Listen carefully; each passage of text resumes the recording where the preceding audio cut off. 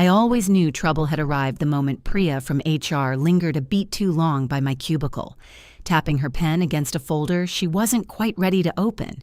Because in 14 years at Halcyon Systems, I had trained myself to read the smallest tremors in other people's confidence before they even knew they were nervous. That morning, I had 3 coffee cups going cold beside my keyboard and a sticky note reading, "Confirm Clause 7 with legal," stuck to my monitor in my own cramped handwriting, because I was still buried in the final compliance sign-off for the $800 million acquisition of Nord Stream Group, a deal the entire company had been chanting about in town halls for the better part of a year without half of them understanding what actually made it work. Nobody at Halcyon ever noticed me at the holiday parties or remembered my name in the company newsletter,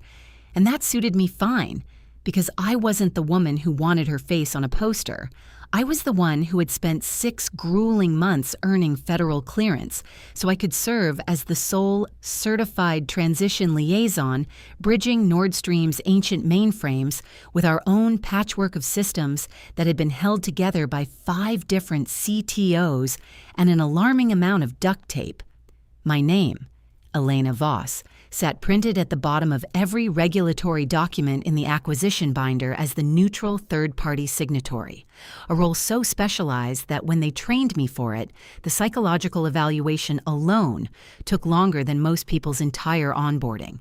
And somewhere along the way, the executives who approved that expense had simply forgotten they'd ever needed me this badly. The email arrived at 8:47 that morning with the subject line, "Leadership Update Mandatory All Hands," which in the private dialect of corporate dread means someone important is about to get sacrificed for a headline. And by 10 o'clock, we were all seated in the atrium, watching a man named Marcus Vane introduce himself as the company's new chief operating officer, a walking cologne advertisement who used the word disruption the way other people use punctuation. He spoke for nearly 40 minutes about agility and legacy inefficiencies, while I quietly patched a data pipeline on my laptop that nobody else in that glass-walled room even knew existed. And when he finally stopped talking, half the audience applauded like he'd personally invented electricity. By early afternoon, 2 HR representatives I barely recognized walked me into a windowless conference room and slid a manila envelope across the table without so much as offering me water, informing me in the flattest voice imaginable that my role no longer aligned with the company's forward strategic vision and that security had already been notified to escort me out. I packed my desk into a cardboard box in complete silence, while my assistant Devin mouthed a helpless apology from across the floor, and on my way past the front lobby, I caught sight of my own employee photo taped to the reception desk with the words, "Do not reissue badge," scrawled across it in thick red marker, a small cruelty that told me everything about how little my 12 years of quiet competence had ever truly meant to them. I didn't cry in the parking garage, and I didn't slam my car door either, because rage like that needed to be spent somewhere far more useful than a tantrum in a company vehicle stall.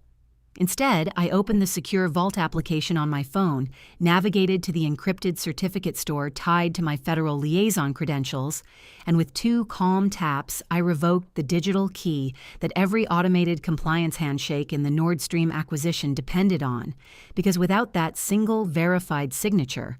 the entire $800 million transaction would freeze mid-flight like a plane with its engines suddenly cut.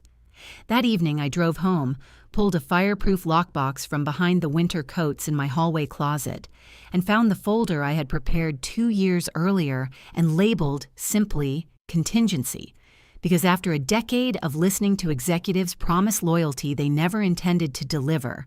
I had learned to prepare for the day they'd finally prove me right. Buried on page 4 of the original transition protocol was Section 7B, a clause stating that termination of the named compliance liaison without a certified, re-vetted replacement automatically suspended the legal standing of the entire acquisition, meaning that in firing me without a backup plan, Halcyon's leadership had unknowingly detonated their own multi-million-dollar timeline. The fallout arrived with the predictable fury of dominoes finally toppling as Nord Stream's legal team froze every pending transfer the moment my attorney sent formal notice that I no longer held any advisory obligations to Halcyon whatsoever. And within 72 hours, the deal collapsed publicly enough that a finance blog ran a blind item about an unnamed tech firm losing its key compliance asset mid-merger. Marcus Vane tried, and failed spectacularly, to explain the disaster to a boardroom of furious investors,